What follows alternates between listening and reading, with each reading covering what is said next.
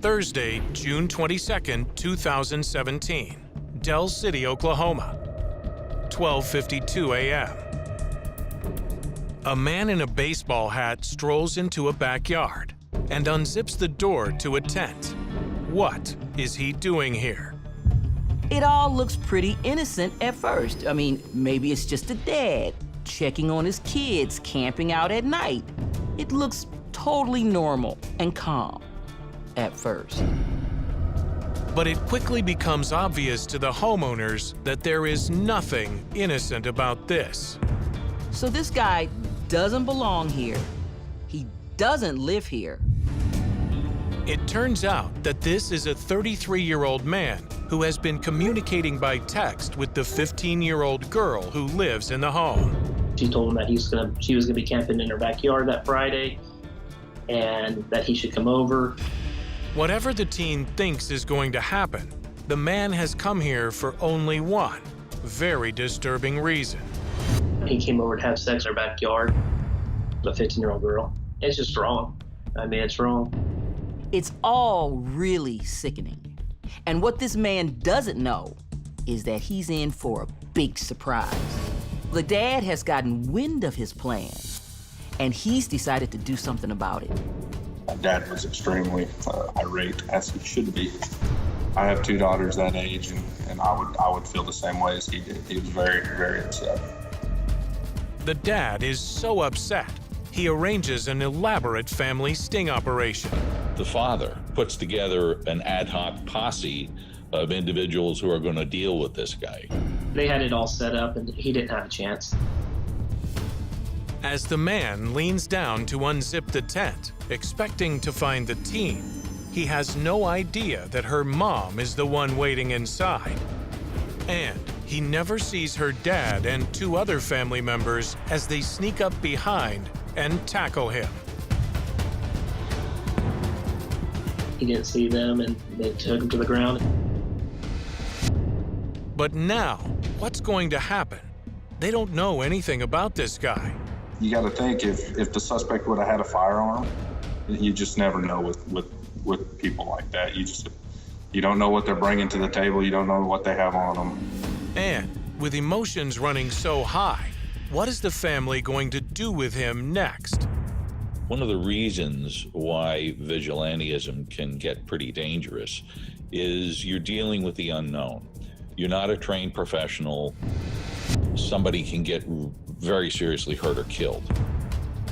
When emotion takes over and that desire to intervene and exact perhaps even a little bit of revenge, it can get very dangerous. His eyes were so wide that they looked like saucers. He just kind of went sheet white. It looked like he had just seen a ghost. The ordeal begins when Fred Morano notices his daughter huddled secretly in a corner with her phone and has a gut instinct that something isn't right. I'm a pretty protective dad. So I walk over, she didn't know I was there, and snagged her phone out of her hand. Very first thing I saw was, send me a picture. My blood started boiling. There was a lot of lewd, very lewd comments that you don't make to a 15-year-old girl. And it gets worse. He quickly learns the lewd texter is almost 20 years older than his teenager. I researched him through Facebook.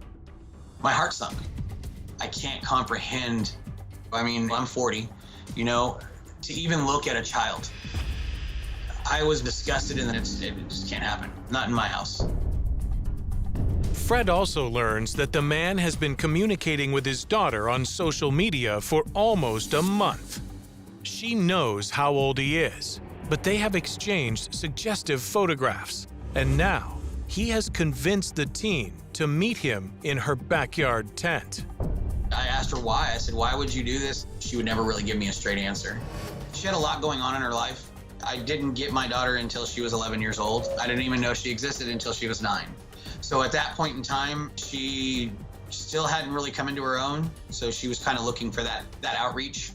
Concerned for his daughter and furious, Fred goes straight to the police. I said, well, you know, you can read these text messages. They're planning to meet in my backyard tonight. You done? He's like, nothing can be done until he comes on your property. So So we have cameras in our living room, we have cameras in our front porch, we have cameras in our driveway, cameras in our backyard. As a father, I had to do what was right. I wanted to make sure that this didn't happen to anybody else. So that night, with his daughter hiding safely upstairs in her bedroom, Fred uses her phone to text the man, as if everything is still a go. He texted close to the time that he was going to come over, and we did respond with, "I'm waiting." Fred corrals family members to help. One keeps watch out front, and the rest are hiding in the backyard. We were stacked up by the back door. It was me, my nephew, and my cousin. My wife was in the tent with a baseball bat. You don't know what you're getting into. I was scared out of my mind. Then, at 12:52 a.m., it's on. Oblivious to the cameras and what he's walking into, the man strolls into the yard and casually leans down to open the door of the tent. That's when they pounce. So as soon as he hit that tent, he was down. He didn't have time to even think. We tackled him to the ground. We took zip ties and tied his feet together, and then we took zip ties and tied his hands together. You've stepped into the wrong backyard with the wrong set of people. With the man restrained, the family calls police, who arrive within minutes and take the suspect, 33-year-old Jeremy Wilson, into custody. That's when the potential danger of the situation really sinks in. At one point, they even thought Wilson might have a gun. Yeah, I was watching his hands. He's reaching. Wait, is he reaching? Nope. Okay, he's not reaching. It was a big sigh of relief once they had him on the ground. And at that point in time, it was just... They protected their daughter, and they were lucky. I don't even know how I would respond in a situation like that if it was my daughter. I can't blame them. I would probably do the same thing. As the video of Wilson's shocking family-style takedown makes worldwide news, father creating an elaborate sting. He was coming here and going to that tent to catch a child predator. Fred's actions are widely applauded. Police say they don't condone vigilante justice, but say they're not filing any charges against the girl's family. Before police take Wilson away in handcuffs, Fred grills him about why he dared to walk into his backyard in the first place. A lot of it was just, I'm sorry. I was just here to talk to her, that he was there to help her. I didn't pay any attention to it. He was there to have sex with my daughter. And when police interrogate Wilson and go through the texts he sent the 15-year-old girl, they are certain that he only came for one thing.